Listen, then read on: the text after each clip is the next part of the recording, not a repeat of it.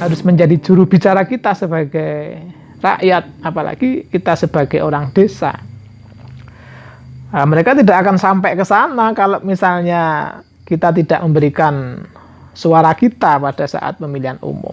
Nah, itu harus dicatat oleh siapapun yang pada hari ini diberikan kesempatan untuk menduduki satu jabatan dengan kewenangan tertentu untuk mengelola, untuk mengeksekusi dan menjalankan kebijakan-kebijakan yang berhubungan dengan aspirasi dan kepentingan masyarakat, kepentingan rakyat. Keadilan itu masih harus dicari oleh sebagian besar masyarakat kecil yang barangkali secara akses secara pengetahuan terbatas, secara informasi terbatas. Saya tidak tahu apakah mereka itu oleh elit-elit tertentu, kelompok-kelompok kepentingan-kepentingan tertentu dianggap tidak ada, atau memang dianggap ada ketika dibutuhkan dan tidak harus tahu sesuatu yang mereka sebenarnya harus tahu.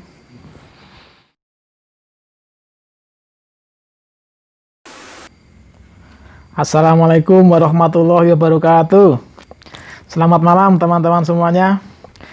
Selamat pagi bagi yang menyaksikan pada pagi hari, selamat siang bagi yang menyaksikan siang, selamat sore bagi yang menyaksikan sore hari ini.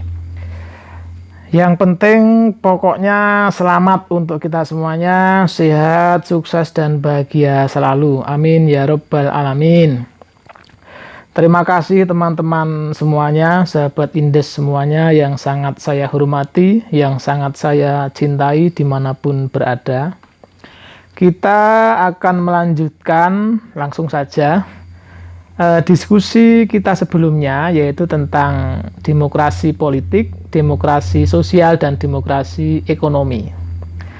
Pada sesi sebelumnya saya sudah menyampaikan kepada teman-teman semuanya sebagai satu pengantar. Nah, kali ini saya akan melanjutkan apa yang sudah saya sampaikan pada sesi sebelumnya. Mengapa penting untuk kita berdiskusi atau kita membahas tentang demokrasi? Saya jamin bahwa berbicara atau berdiskusi atau membahas tentang demokrasi pada hari ini itu bukan sesuatu hal yang ketinggalan zaman. Mengapa?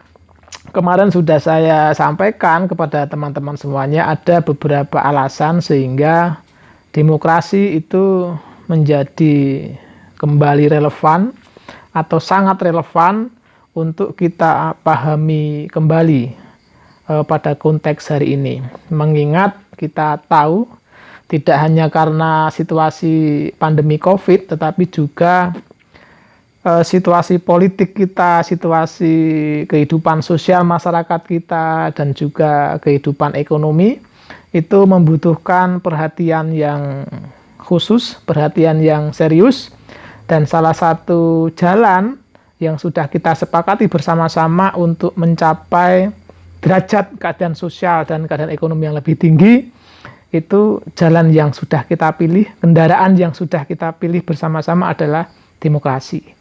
Tetapi ada beberapa catatan yang penting sekali untuk kita perhatikan sehingga ke depan kita memiliki pemahaman yang utuh atau setidak-tidaknya lebih baik daripada pemahaman kita yang sebelumnya. Nah,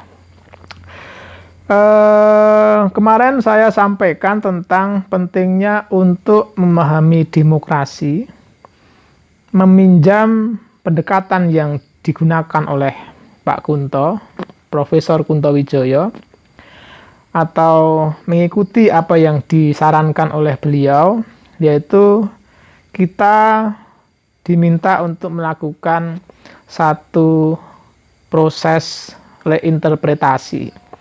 Kalau Pak Kunto berbicara reinterpretasi itu reinterpretasi terhadap Islam ya.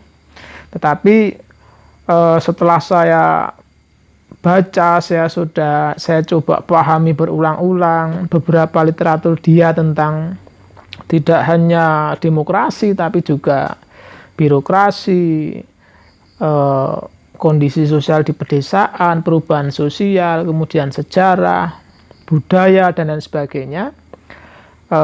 saya menggarisbawahi benang merah dari beberapa pokok pikiran dari Pak Kunto ini, terutama berkaitan dengan demokrasi, terutama lagi berkaitan dengan bagaimana kita ditunjukkan jalan atau pendekatan untuk memahami demokrasi itu sehingga bisa lebih baik. Nah, jadi teman-teman semuanya, reinterpretasi dari demokrasi itu nanti akan berdampak kepada atau akan menghasilkan bagaimana kita melihat demokrasi politik itu, apakah sudah benar-benar sistem, kemudian kekuasaan oleh negara, oleh para pengurus negara, itu tidak berada di atas dari yang memberikan amanah kepada mereka. Jadi ketika berbicara demokrasi politik, maka kekuasaan yang sesungguhnya, yang absolut itu rakyat harus berada di atas daripada apakah itu presiden, anggota legislatif, para pejabat yudikatif, dan lain sebagainya. Nah, mereka hanya orang-orang yang kita beri amanah, kita bayar untuk mengurus negara melalui institusi atau kelembagaan yang juga sudah kita sepakati bersama-sama untuk kita bentuk. Kalau DPR itu ya bagaimana orang-orang yang ada di dalamnya, mau anggota DPR-nya maupun staf ahlinya, staf ahli, staf ahli, itu juga pada prinsipnya mereka harus benar-benar menjadi penyambung lidah kita, harus menjadi juru bicara kita sebagai rakyat, apalagi kita sebagai orang desa. Nah, mereka tidak akan sampai ke sana kalau misalnya kita tidak memberikan suara kita pada saat pemilihan umum. Nah, itu harus dicatat oleh siapapun yang pada hari ini diberikan kesempatan untuk menduduki satu jabatan dengan kewenangan tertentu untuk mengelola, untuk mengeksekusi dan menjalankan kebijakan-kebijakan yang berhubungan dengan aspirasi dan kepentingan masyarakat, kepentingan rakyat. Nah, itu sebenarnya poin inti daripada demokrasi politik. Nah, begitu juga ketika kita berbicara demokrasi politik itu dalam konteks desa. Nah, Pak Kepala Desa, kemudian BPD, kemudian perangkat-perangkat desa yang lainnya, itu ya tidak bisa kemudian mereka menjalankan kewenangannya tanpa melibatkan masyarakat, tanpa mendengarkan apa yang menjadi keluhan misalnya, keresahan kalau ada hal-hal yang mengkhawatirkan, atau usulan-usulan daripada masyarakat di satu desa. Ini menjadi catatan bagi panjenengan semua, Anda semua yang pada saat ini diberikan kepercayaan untuk menjabat sebagai kepala desa maupun perangkat desa yang lainnya. Juga DPR-nya desa, BPD misalnya. Nah, itu penting. Ini juga perlu dipahami oleh masyarakat bahwa rakyat panjenengan semua ini sesungguhnya kekuasaannya lebih tinggi daripada kepala desa dan para pembantunya dan para perangkat-perangkat desa yang lainnya. Saya kemarin mendapatkan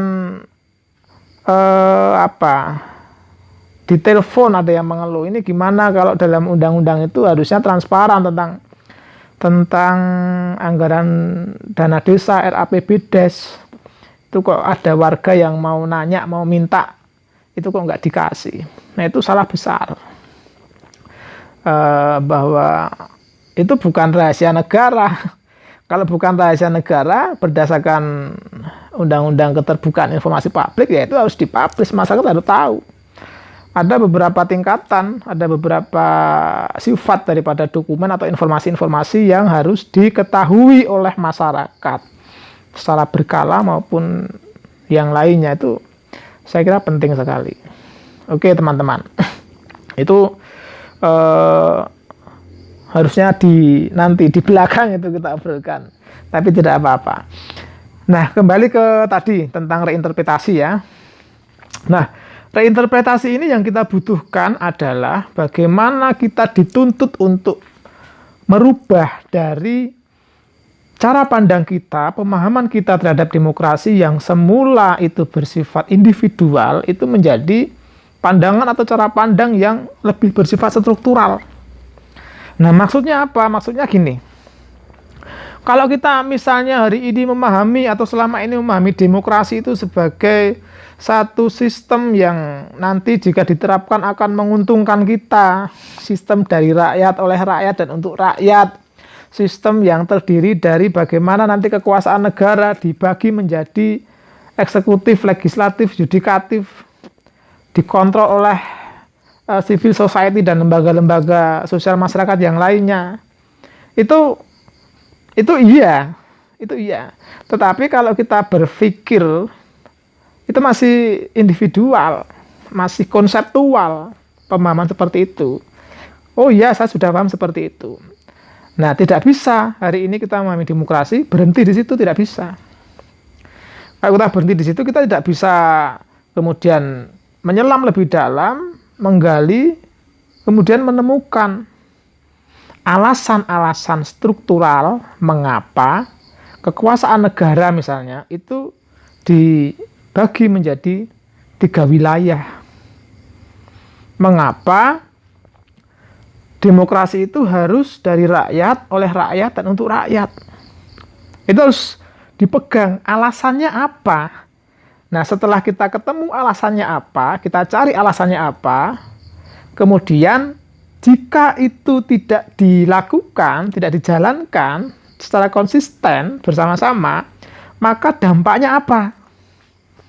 Nah, dari pemahaman yang struktural itu, kita akan ketemu nanti mengapa kemudian kita menggunakan sistem demokrasi misalnya, kemudian kita sudah memilih demokrasi sebagai kendaraan untuk mencapai cita-cita kita bersama, keadaan sosial dan keadaan ekonomi yang berketuhanan, yang diridhai oleh Allah Subhanahu wa taala. Tetapi pada kenyataannya di lapangan, seperti saya sebut kemarin, keadilan itu masih harus dicari oleh sebagian besar masyarakat kecil yang barangkali secara akses secara pengetahuan terbatas, secara informasi terbatas. Saya tidak tahu apakah mereka itu oleh elit-elit tertentu, kelompok-kelompok kepentingan-kepentingan tertentu dianggap tidak ada, atau memang dianggap ada ketika dibutuhkan dan tidak harus tahu sesuatu yang mereka sebenarnya harus tahu. Demokrasi kan bukan seperti itu. Nah, kalau pemahaman kita individual, ya kita asal percaya-percaya saja. Oh iya, kita sudah demokratis, dari rakyat, oleh rakyat, untuk rakyat. Pemilihan umum dilakukan, itu sebagai model, sebagai salah satu medium untuk menyerap aspirasi masyarakat. Pemimpin yang diharapkan oleh masyarakat itu siapa sih sebenarnya, yang seperti apa. Maka dihadirkan calon-calon, silakan, ini ada 2, ada 3. Kalau kepala daerah atau presiden. Kalau legislatif ya ini ada sekian dari partai ini, ada sekian dari partai ini, monggo silahkan. Tetapi yang disajikan itu yang menentukan siapa? Rakyat, bukan. Yang menentukan ya orang yang sudah memiliki kekuasaan dan kapital. Nah, itu harus kita koreksi bersama-sama dan masyarakat harus memahami itu. Nah, kan kalau pemahaman kita individual ya udah demokrasi itu seperti itu, dan itu nanti ujung-ujungnya akan baik untuk kita. Nah, merubah dari individual ke struktural itu akan sangat bermanfaat bagi kita, bagi masyarakat Indonesia, bagi masyarakat di pedesaan. Mengapa demokrasi harus seperti itu? Dan jika tidak seperti itu, apa yang akan terjadi? Kan gitu seharusnya. Oke. Itu yang pertama, tentang reinterpretasi, bagaimana kita diajak untuk merubah yang semula kita memahami demokrasi secara individual, secara konseptual, kepada pemahaman yang lebih bersifat struktural. Jadi kita juga akan berbicara tentang relasi kuasa nanti. Kalau Romo Yai Mak ya akan berbicara tentang kelas. Nah, itu saya kira teman-teman semuanya untuk yang pertama terkait dengan reinterpretasi tadi, yaitu merubah cara pandang kita dari yang awalnya individual atau konseptual menjadi struktural.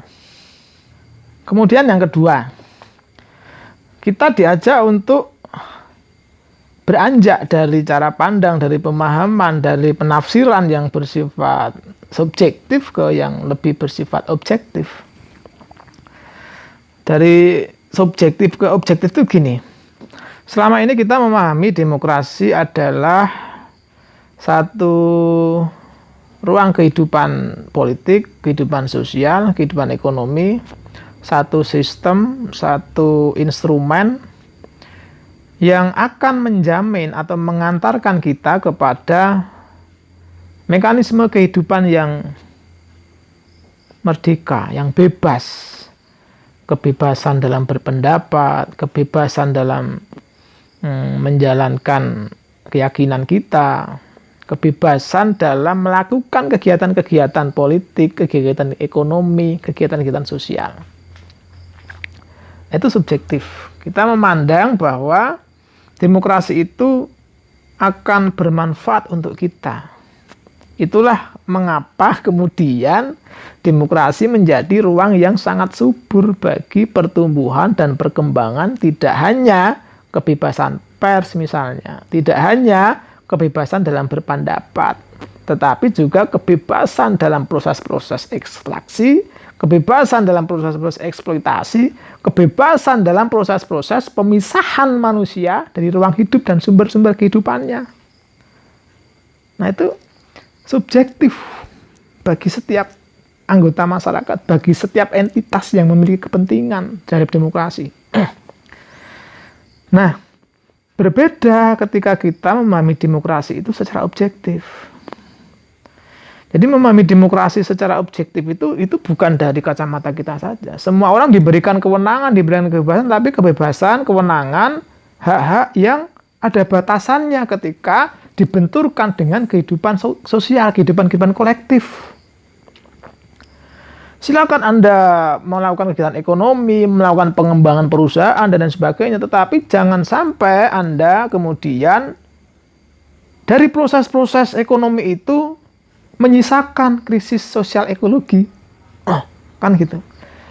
Dari kegiatan-kegiatan media pers itu, jangan kemudian karena Anda merasa ada undang-undang yang melindungi Anda, ini catatan untuk media-media itu.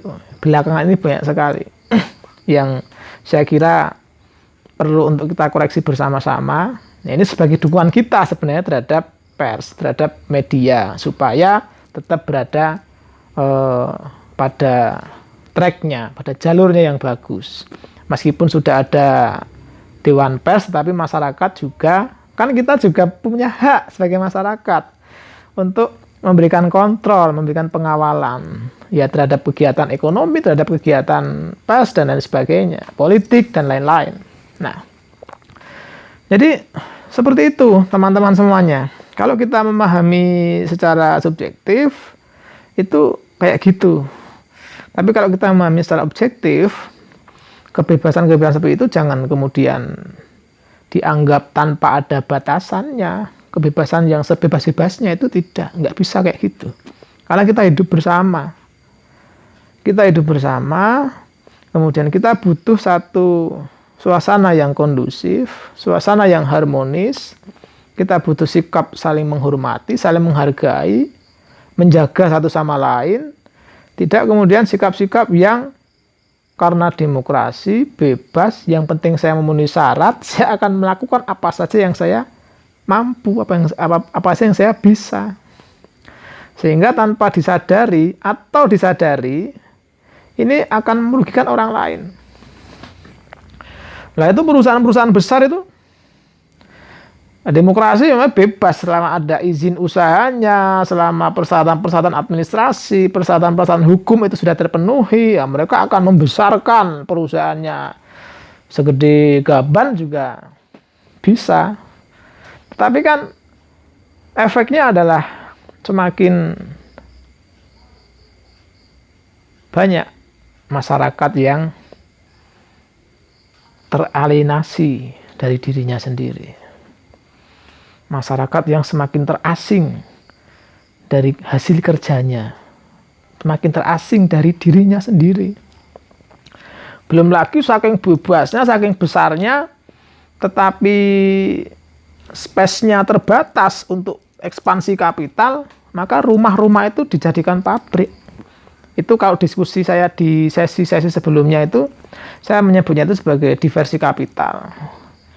Ini salam, ini saya dapat pengetahuan tentang bahwa kapital itu tidak hanya terkonsentrasi, tapi untuk menjaga keberlangsungannya juga harus didiversi.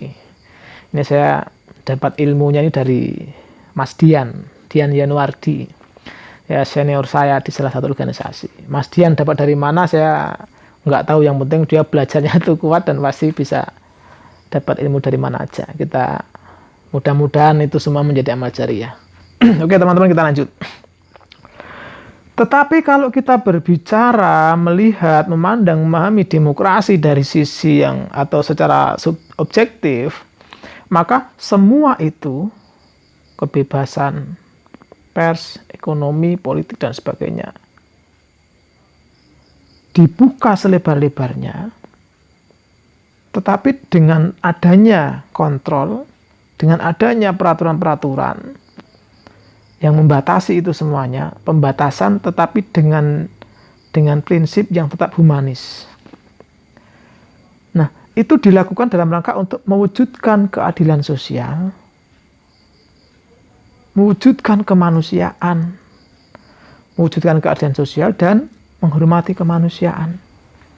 Lagi-lagi nih kalau Pak Kunto menyebutnya di banyak sekali literatur yang dia tulis, itu sebagai satu proses untuk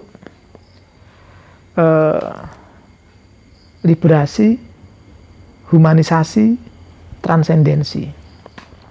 Liberasi itu ya tadi pembebasan manusia dari, ya tidak hanya dari perbudakan, pada prinsipnya pembebasan manusia dari ketertindasan. Nah, setelah manusia itu bebas dari ketertindasan, maka humanisasi.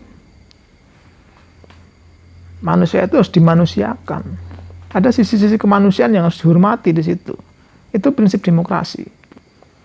Tadi liberasi itu ya pembebasan dari ketertindasan, pembebasan dari, mohon maaf, ketidaktahuan, pembebasan dari akses yang nir terhadap informasi, kemudian pemanusiaan manusia. Itu prinsip daripada demokrasi, mestinya.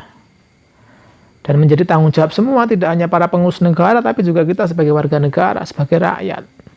Tanggung jawab bersama. Makanya penting sekali untuk kita lagi-lagi melakukan reinterpretasi sehingga tidak normatif. Jadi kalau misalnya nanti ada rakyat atau kelompok rakyat yang ingin melakukan satu aksi protes, satu gerakan sosial, itu jelas, alasannya jelas, dasarnya jelas, tahapan-tahapannya juga jelas. Kemudian targetnya apa yang akan dihadapi itu juga jelas. Tidak seperti adik-adik saya yang, mohon maaf, baca Das Kapital aja belum pernah, cuman lihat buku di Gramedia judulnya udah berbicara kapitalisme. Setiap demo teriak-teriak, tapi kayak nabrak angin aja itu enggak. Karena tidak memahami kapitalisme itu secara utuh, secara anatominya itu bagaimana itu enggak dipahami. Di mana kepalanya, di mana matanya, hidungnya, jantungnya, ekornya. Itu harus utuh dipahami. Baru kita berbicara, baru kita mencoba untuk bagaimana kalau tidak menjatuhkan ya setidaknya mencegah dampaknya supaya tidak semakin meluas. Selanjutnya adalah dari normatif ke teoritis. Saya kasih contoh. Pemahaman yang normatif terhadap demokrasi itu misalnya ya, Demokrasi itu dipahami sebagai satu proses untuk menuju atau satu sistem yang memfasilitasi masyarakat semuanya untuk mencapai satu kondisi yang tadi, yang liberatif, humanis, dan transendensif. Nah, salah satu mekanismenya adalah pemilihan umum.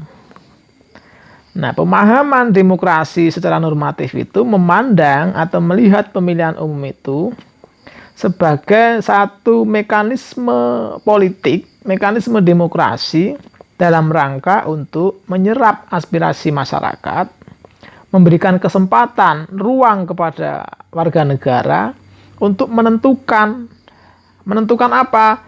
Menentukan siapa nanti yang akan menjadi wakil dia dalam mengurus negara, mengurus mereka, apa-apa saja nanti kebijakan yang akan dijalankan bagi siapapun yang sudah diberikan kepercayaan untuk mengurus negara. Nah, ukurannya, maka pemilihan umum itu dikatakan sukses ketika partisipasi masyarakat itu besar. Nah, itu dilihat atau dinilai atau diukur dari seberapa banyak yang datang ke TPS. Nah, itu secara teknis bagus sebenarnya. Tidak ada yang salah sebenarnya. Hanya saja di sini kita akan memberikan ya masukan lah, saran lah, bahwa kita tidak bisa melihat, kita tidak bisa kemudian menilai kesuksesan pemilihan umum sebagai bagian dari proses politik, sebagai bagian dari proses demokrasi di negeri kita ini, itu ukurannya dari hadirnya banyak orang di TPS untuk memberikan suaranya. Nah, itu kan kesuksesan atau satu program demokrasi yang diukur dengan angka secara kuantitatif. Nah, kualitasnya bagaimana?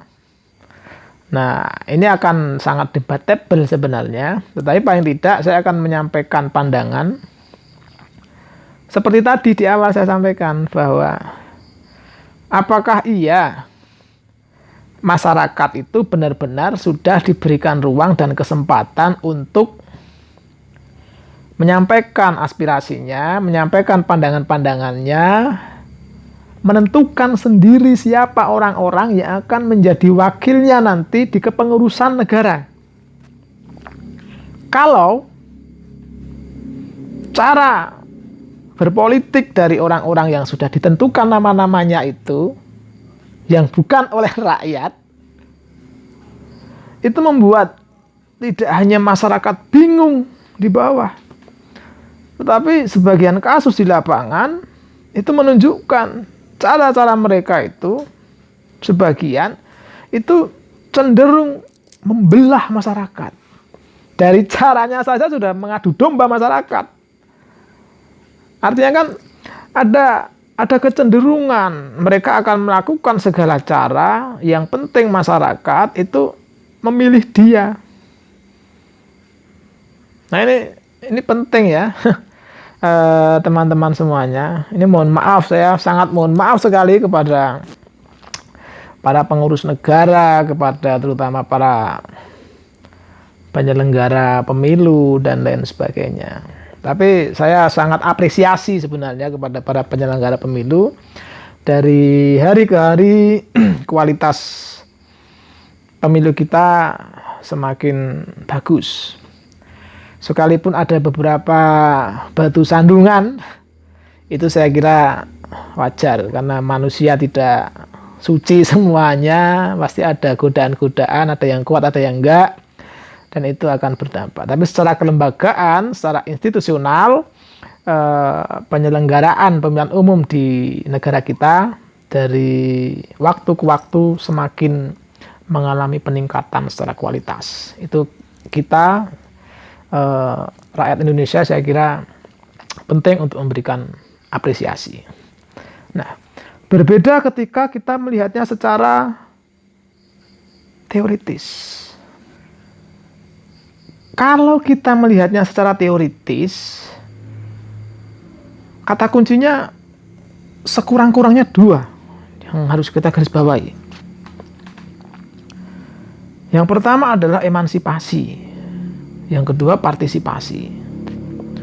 Emansipasi ini penting sekali dalam proses-proses demokrasi, apakah itu demokrasi politik, demokrasi sosial, maupun demokrasi ekonomi. Karena tanpa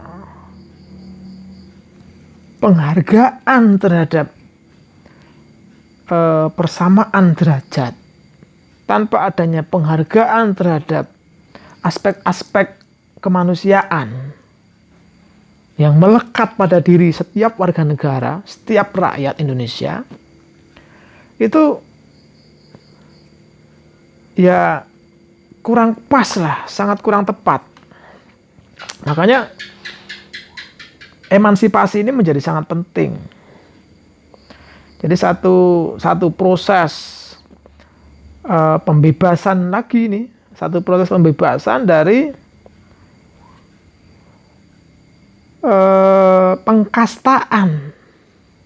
pengkastaan secara politik, pengkastaan secara sosial, pengkastaan secara ekonomi yang itu direproduksi secara terus-menerus, dilanggengkan, sehingga meskipun ada konsep-konsep, ada program-program untuk emansipasi, tetapi itu sebenarnya semu, pseudo-emansipatoris. Kalau benar misalnya dalam banyak aspek kehidupan sosial, ekonomi, politik di negeri kita ini mengedepankan prinsip emansipasi, maka ya harus adil. Adil secara politik, adil secara sosial, adil secara ekonomi. Tidak bisa misalnya kesempatan masyarakat dari zaman Abu Jahal sampai Abu Nawas sampai Abu Wahyu Minarno itu isinya cuman milih terus milih juga yang itu aja terus. Kapan masyarakat ini akan dipilih?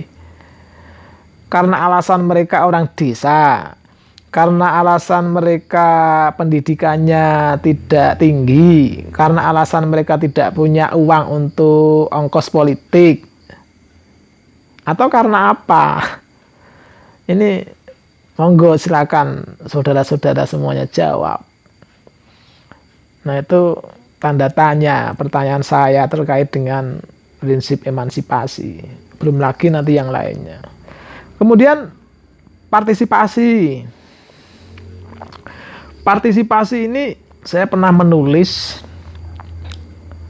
cuman tidak dimuat di mana-mana, yang tulisan pribadi saya, orek-orekan saya. Saya sengaja kalau punya anak-anak itu saya orek-orek tulisan itu, kemudian saya simpan.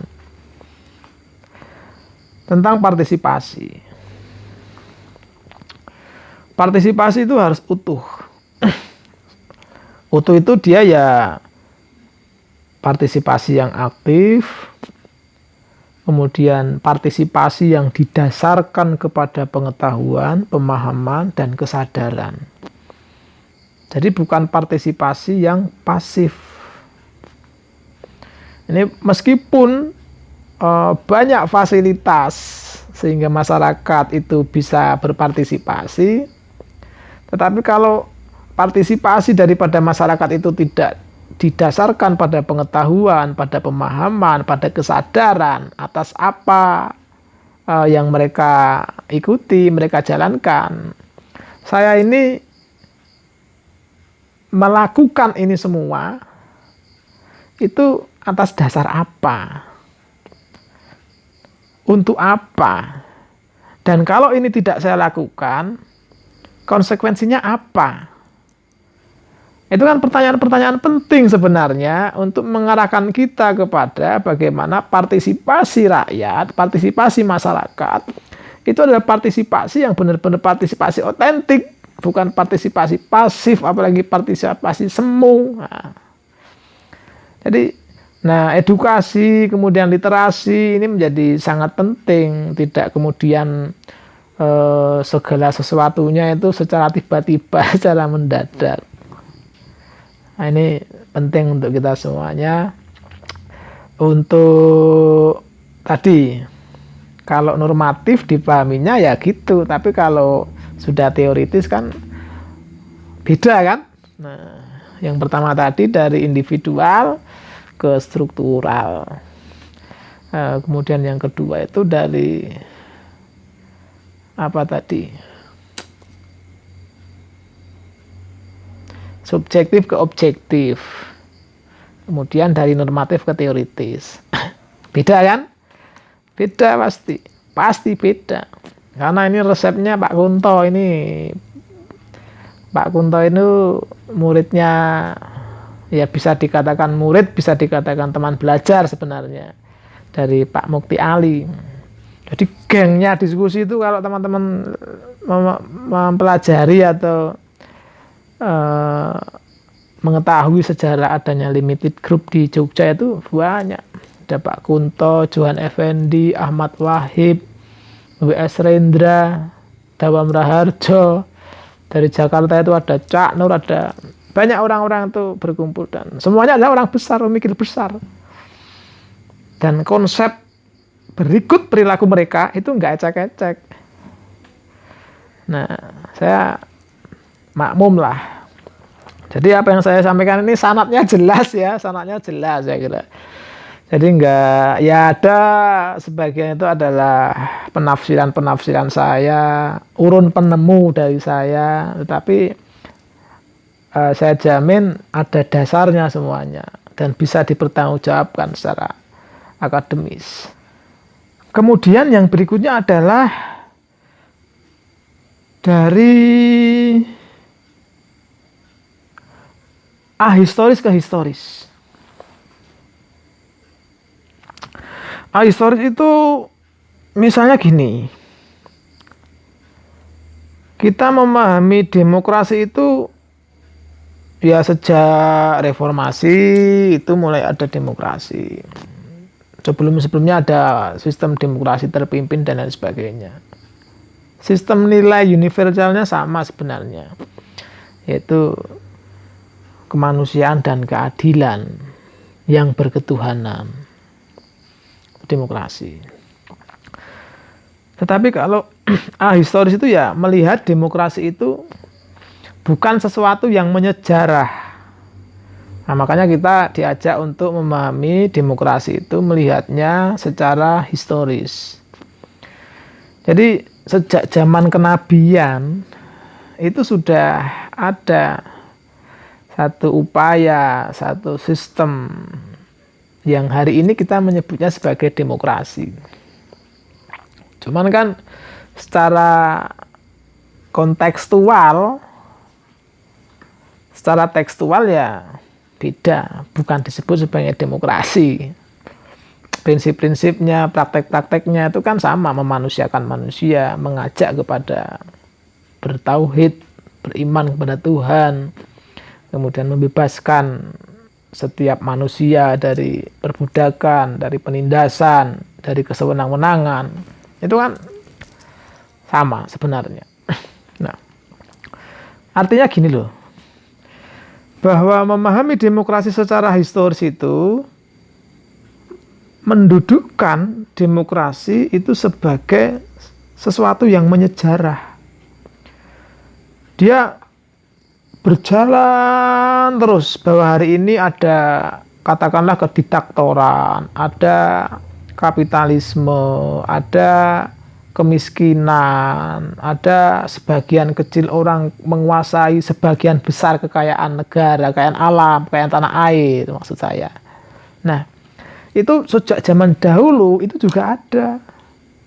Sejak zaman sebelum reformasi itu juga ada. Pasca reformasi masih ada. Ke depan juga itu masih ada. Sehingga apa? Kita akan diajak untuk berpikir bahwa proses perjuangan demokrasi itu harus terus-menerus kita lakukan. Barangkali setiap zaman tantangannya akan berbeda-beda, aktornya akan berbeda-beda. tetapi karakteristiknya itu sama. Sumber daripada pola mengapa ada perlawanan-perlawanan itu sama. Jadi nggak bisa kemudian, oh ini sudah demokrasi, berarti besok sekian tahun lagi kita sudah demokratis selesai. Besok ganti apa aja, ganti apa lagi ya? Nggak kayak gitu. Ini menyejarah. Itu teman-teman. Yang terakhir, itu pemahaman dari yang bersifat general ke yang lebih spesifik atau empiris. Nah, yang lebih spesifik dan empiris ini contoh. Kita akan diarahkan kepada pemahaman, kepada cara pembacaan dari demokrasi. Kalau demokrasi politik itu ya lebih kepada substansinya, kepada dampak-dampaknya, kepada sistem nilai yang dibumikan dalam setiap praktek kehidupan politik yang ada di tanah air. Nah itu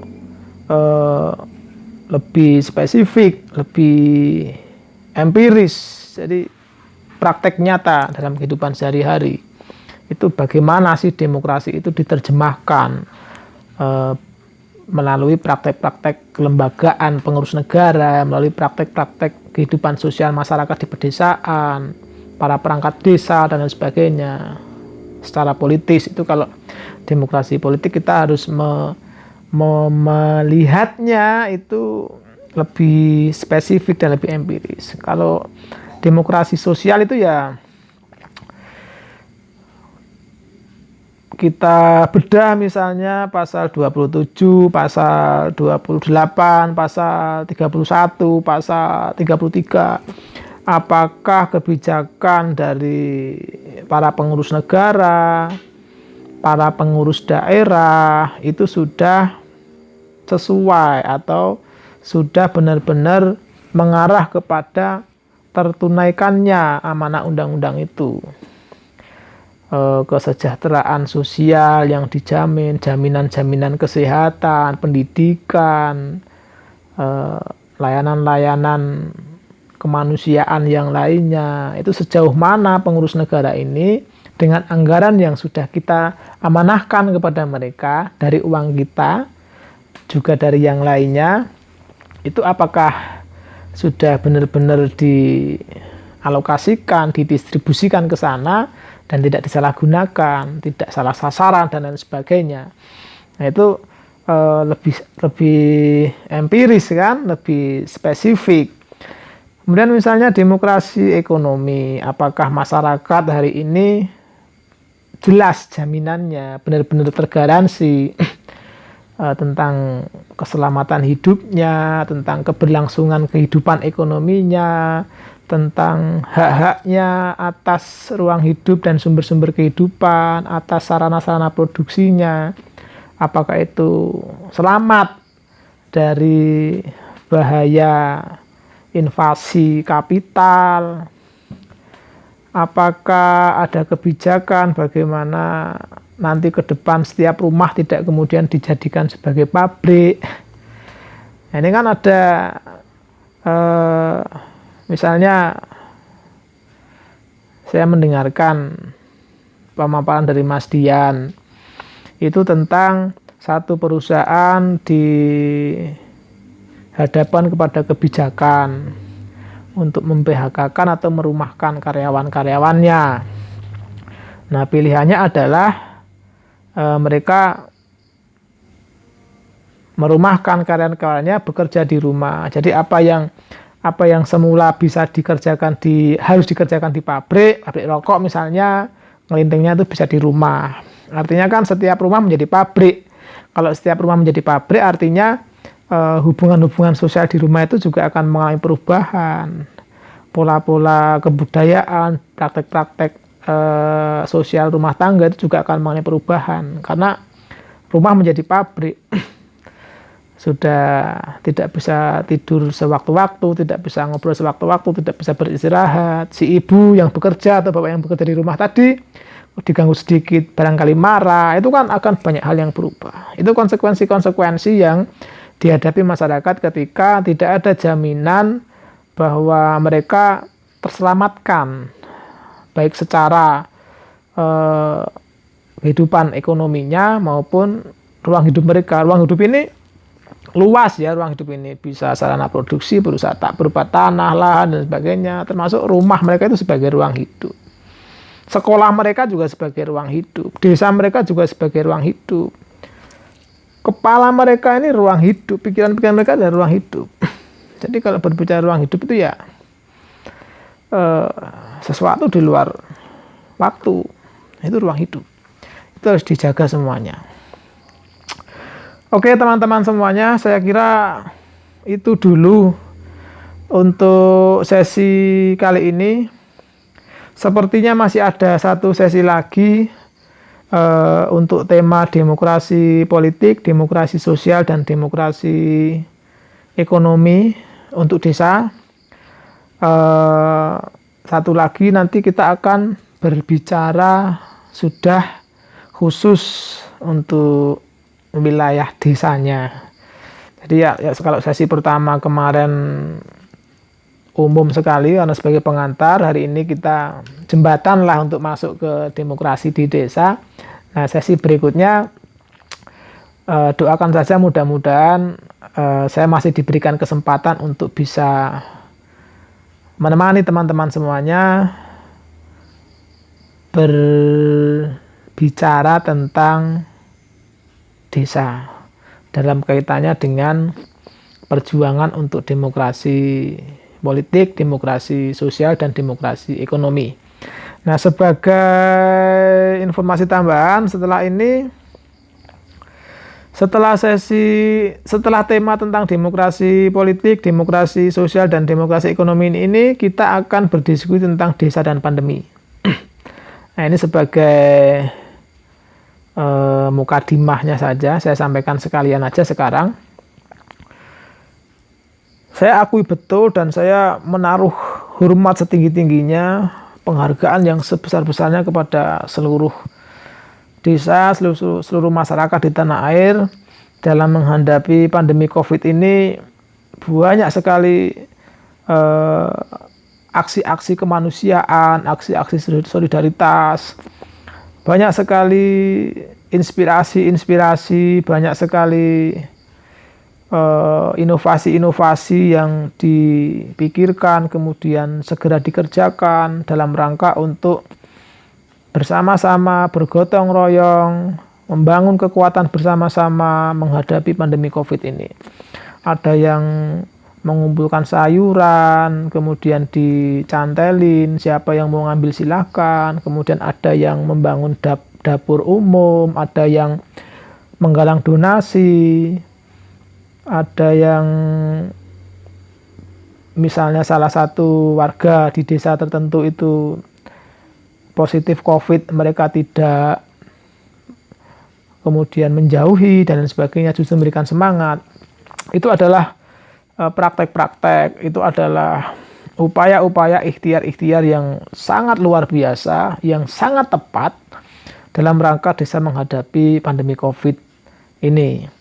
Nah, saya akan menyampaikan bagaimana itu semua akan kita rekam bersama-sama, akan kita tuliskan bersama-sama sebagai pengingat kita, sebagai sesuatu yang penting saya kira untuk kita teoritiskan, kita jadikan lebih teoritis dalam rangka mudah-mudahan di kemudian hari tidak ada lagi pandemi. Amin ya robbal alamin. Tetapi meskipun demikian itu menjadi pembelajaran bersama-sama untuk kita semuanya, sehingga pengalaman-pengalaman desa-desa yang ada hari ini, perlawanan mereka terhadap COVID ini itu sangat pantas untuk kita dokumentasikan, sangat pantas untuk kita abadikan, sangat pantas untuk kita jadikan sebagai satu teori dalam rangka menghadapi apakah itu situasi yang sama ataukah gejala-gejala yang lainnya. Saya kira itu teman-teman semuanya, mohon maaf atas banyak salah dan khilaf. Terima kasih, sampai ketemu di kesempatan berikutnya. Billahi taufiq wal hidayah. Wassalamualaikum warahmatullahi wabarakatuh. Salam inisiatif desa.